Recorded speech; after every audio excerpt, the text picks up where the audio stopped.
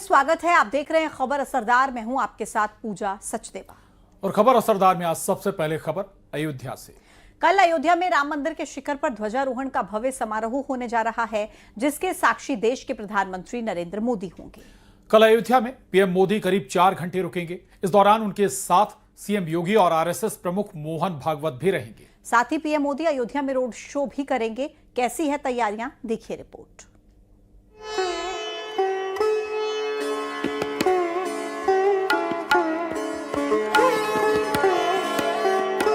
प्रभु राम की नगरी अयोध्या एक बार फिर उसी दिव्य रूप में दिखाई दे रही है, जिस तरह रामलला के प्राण प्रतिष्ठा के समय सजी थी। ये उत्सव है राम मंदिर के पूर्णता का। ये उत्साह है धर्म ध्वजा की स्थापना की, जिसके साक्षी देश के प्रधानमंत्री नरेंद्र मोदी बनने वाले हैं। भगवान रामलला की आरती होगी और आरती के पश्चात 11:58 यानी 12 बजे के पास इस ध्वजारोहण के कार्य में वे पहुंच जाएंगे।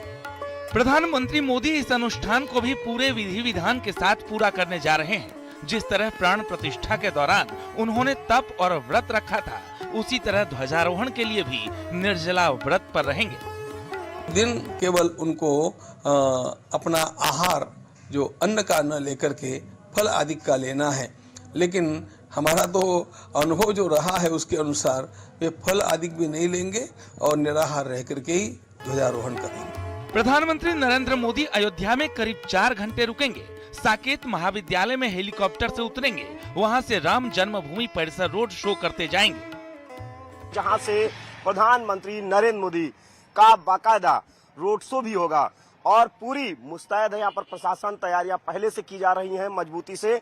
और इस रोड शो में प्रधानमंत्री नरेंद्र मोदी के लगभग राम पथ है, राम पथ पर 1 किलोमीटर का ये बाकायदा जो रोड शो होगा प्रधानमंत्री नरेंद्र मोदी का, और इसमें पूरी तरीके से दोनों तरफ बैरिकेड कर रखा गया है। पीएम मोदी के रोड शो के लिए 1 किलोमीटर के राम पथ को 8 जोन में बांटा गया है। रोड शो के दौरान समूहों की 5000 महिलाएं पीएम मोदी की अगवानी करेंगी।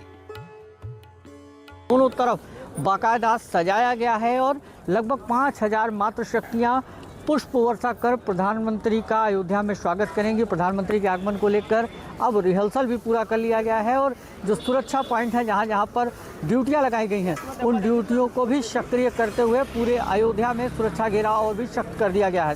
ध्वजारोहण कार्यक्रम के दौरान प्रधानमंत्री नरेंद्र मोदी रामलला का दर्शन करेंगे। इसके बाद राम दरबार की आरती करेंगे। राम मंदिर परिसर में स्थापित सभी पूरक मंदिरों पर भी ध्वज पताका फहराएंगे। Bureau report, news 18। और पीएम मोदी के विकसित भारत विजन 2047 पर अखिलेश के बयान के बाद घमासान छिड़ गया है। दरअसल अखिलेश यादव ने मोदी के विजन को बेमतलब की बातें बताकर तंज कसा, जिसके बाद बीजेपी ने अखिलेश पर जमकर निशाना साधा। डिप्टी सीएम केशव प्रसाद मौर्य ने कहा कि अखिलेश का मानसिक संतुलन बिगड़ चुका है।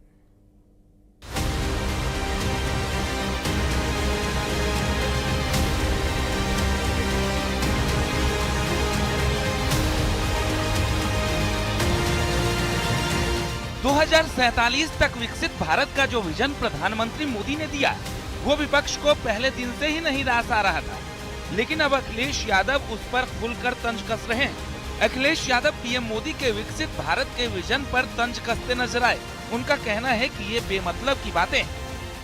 कुछ नहीं रही यहाँ पे धरती पे बातें कर रहे बेमतलब की। अच्छा, किसके बारे में कह रहे हो तुम रहोगे 2047 तक? तो खुद ही नहीं रहोगे। उम्र हमें दिखाई दे रही है, सर पे बाल नहीं है आपके।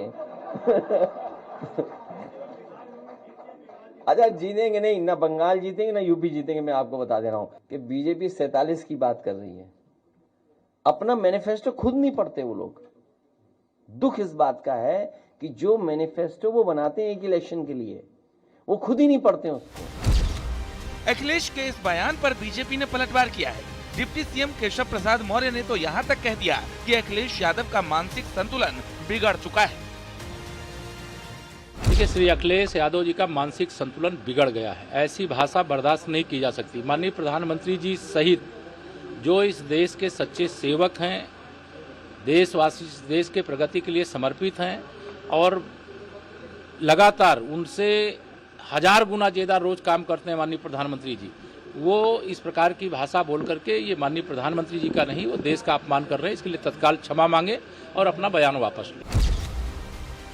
यूपी के मंत्री दयाशंकर सिंह ने भी अखिलेश के बयान पर निशाना साधा। उन्होंने कहा कि पीएम मोदी देश के लिए काम करते हैं और अखिलेश परिवार के लिए। तो वो लोग सोचें जो अपने परिवार और अपने लिए जो है विकास कर रहे हैं। मोदी जी अपने लिए और अपने परिवार के लिए विकास नहीं कर रहे हैं, वो देश के लिए कर रहे हैं, आने वाली पीढ़ी के लिए कर रहे हैं। वो रहें या न रहें, भारत गौरवशाली रहे, भारत समृद्ध रहे, इसके लिए अपने अपने जीवन को अर्पण किए हुए हैं। ये तो अखिलेश जी को स्वयं में सोचना चाहिए कि वो जो राजनीति कर रहे हैं वो अपने परिवार के लिए कर रहे हैं। फिलहाल विकसित भारत विजन 2047 के मोदी के विजन पर अखिलेश यादव के तंज पर सियासी जंग जारी है। Bureau report, news 18।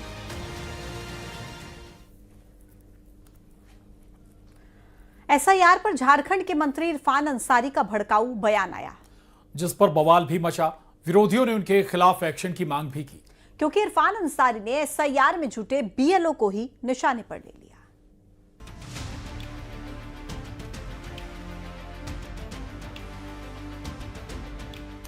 झारखंड के मंत्री के इस बयान ने बवाल मचा दिया है।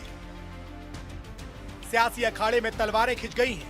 वैसे ही देश के कई राज्यों में चल रही एसआईआर की प्रक्रिया पर उथल-पुथल मची हुई है। और इस बीच झारखंड के मंत्री इरफान अंसारी ने झारखंड के जामताड़ा में एक कार्यक्रम में कुछ ऐसा बोल दिया जिससे हलचल मच गई, क्योंकि उन्होंने एसआईआर के तहत मतदाता सूची को अपडेट करने में जुटे बीएलओ के लिए भड़काऊ बयान दे डाला। आपकी नागरिकता छीन लिया, आपको पहचान छीन लिया, आपको घुसपैठिया बना दिया इन लोगों ने। कोई हक समाज में अब कोई हक नहीं मिलेगा। और अब बंगाल में एसआईआर लागू कर रहा है और उसके बाद झारखंड में करेगा। मैं आप सबको कहना चाहता हूं, एकदम अगर कोई नाम आपका काटने के लिए आए, अगर कोई आपका नाम अगर पूछने के लिए आए, वैसे पदाधिकारी को एकदम गेट में बंद कर दीजिएगा, ताला मार दीजिएगा, मैं खोलूंगा। किसी कीमत पर मैं बता दे रहा हूं आपको, अपना नाम नहीं काटने दीजिएगा। इरफान अंसारी ने जैसे ही ये बयान दिया, विरोधी सक्रिय हो गए। उनके खिलाफ एक्शन की मांग होने लगी। इरफान अंसारी को तो खुद बंद कर देना चाहिए। एक संवैधानिक पद पे रह करके इस ढंग की बात बोलते हैं। वहां की सरकार को तुरंत मुकदमा करके इनको बंद कर देना चाहिए। विरोधी भड़के, मोर्चा खोला, तो फिर अपने नेता और झारखंड के मंत्री इरफान अंसारी के बयान पर कांग्रेस के नेताओं ने बोलना शुरू कर दिया। संदीप दीक्षित ने तो सीधा सीधा बोल दिया कि इरफान अंसारी का बीएलओ से जुड़ा बयान ठीक नहीं था। जो भी अधिकारी भेजेंगे एसआईआर में, उनके काम पर हमें संदेह है, लेकिन किसी को बांधना, किसी को इस तरीके से बाधा डालना गलत बात है। हमारा काम होना चाहिए कि हमारे जो BLA 1, BLA 2 जो हैं, जो हमारे बूथ के और इलाके के होते हैं, वो उनके साथ जाएं, इस बात को सुनिश्चित करें, अपना रिकॉर्ड बनाएं। बल्कि मैं तो ये कहूँगा कि उनके BLA के जाने के बाद हम लोगों को अपना भी सर्वे करना चाहिए। इरफान अंसारी के बयान पर जो बवंडर मचा, उस पर चुनाव आयोग ने भी संज्ञान लिया। झारखंड के मुख्य चुनाव अधिकारी ने तुरंत मामले में रिपोर्ट मंगवाई। झारखंड के जामताड़ा के जिला निर्वाचन अधिकारी से इरफान अंसारी के बयान